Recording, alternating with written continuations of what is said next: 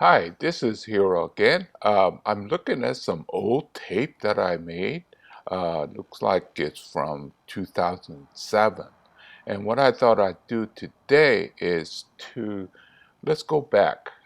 So this first one we're looking at is my Uncle Taka's Root Over Rock. I think I have shown you this once or twice already as more of a completed.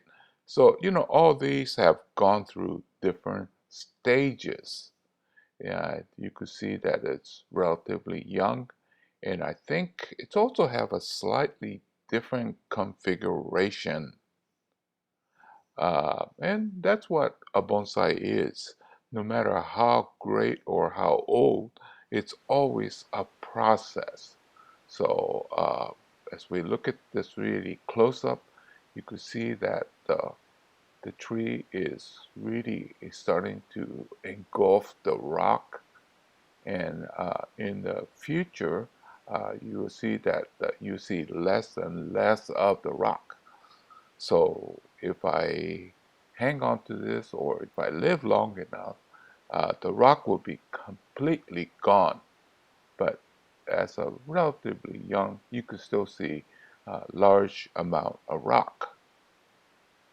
So this was my Uncle Taka's root over rock elm.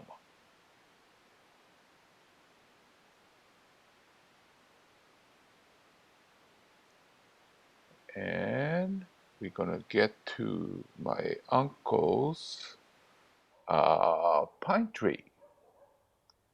Yes, this again is from 2007, so it's a little bit younger, and I know we have shown you this more than once, and it's getting bigger and better.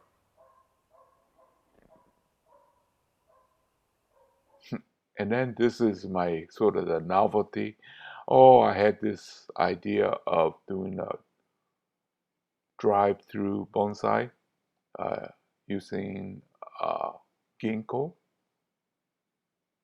I think this one has been sold, but I have others that I had the same concept. The hardest part was drilling the hole. Most of the woodworking tools are meant for dried wood, and when it's wet, it really made it very difficult. So anyway, this chapter is about looking at some of the young plants that you could see the progress as I've been shooting more videos.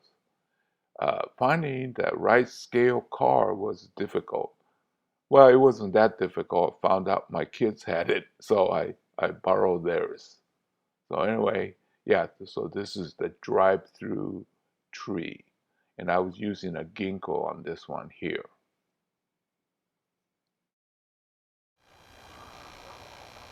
Okay, I got it in the bonsai pot.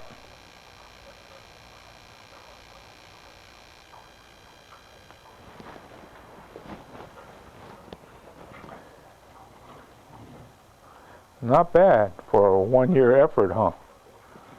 This was the top that was going to get discarded, made into a hardwood cutting, or as I call it, apex cutting because it's just the top. And in a year's time, it goes into a bonsai pot. That's comparable to probably a 7 to 10 year old plant, if not older, done in a year. Now, if everything else worked this good, I have no complaints. But this is one of those that really worked out well. I think maybe this plant is a ham. You know, it was on television or on tape here, and it wanted to succeed. I don't know what the reason, but it was one of those successes. So I think when you have a restyling process, you might consider this technique apex cutting, a form of hardwood cutting.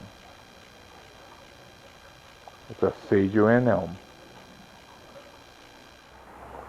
I know it's sometimes difficult to get the scale of what I'm working with, so I brought a tape measure, and this is at 6 inches.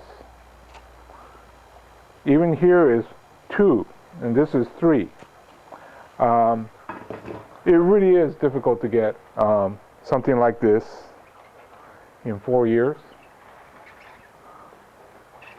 The only possibility is working with either a hardwood cutting or air layering. I just haven't been that successful with air layering, but I have some success with the hardwood cutting.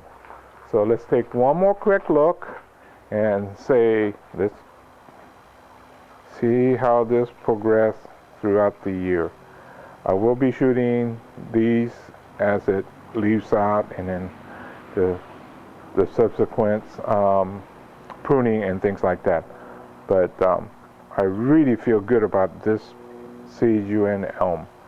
And at this point, almost exactly to the day from taking a hardwood cutting.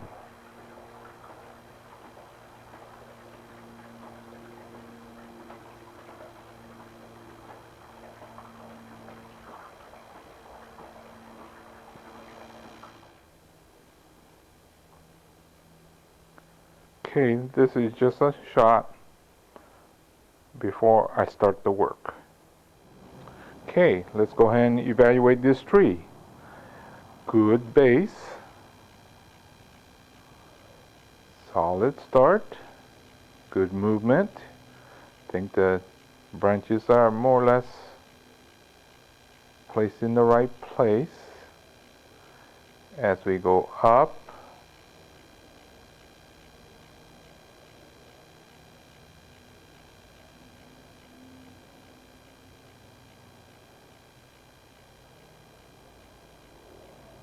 good apex.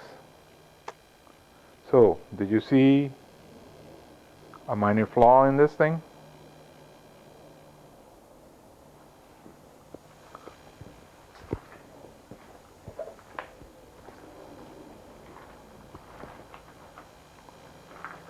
Right in here. It's fairly straight, not much taper. I thought of cutting it to here, cut it to here, but I think I'm going to keep it. And I think this could be corrected in that it's not a bad straight run because it does curve a little bit this way. If I let this branch go way out here, like that, okay, big branch, well, let's see. If I make it go like that, then this part will thicken. At the same time, I'm going to keep this thing trimmed tight. Keep it trimmed tight, then there'll be more of a taper that comes up this way, and I think it's going to be just fine. But that was about the only weakness I saw in this. Sometimes I tend to be super critical, but that's the only way you're going to get perfection, if you keep criticizing yourself.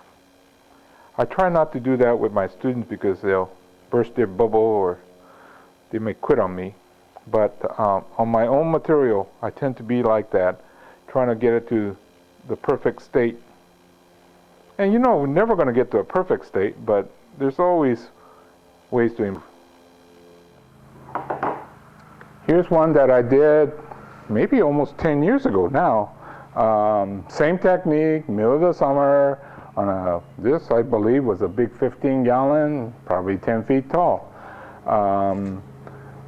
The best feature is down in here, the root.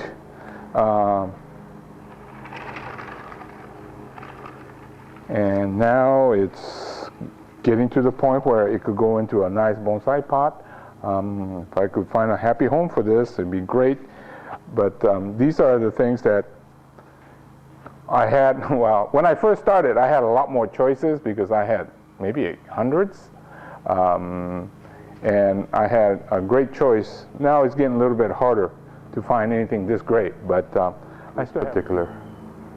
It's a floating root style, And you see all that scar? That's from sunburning.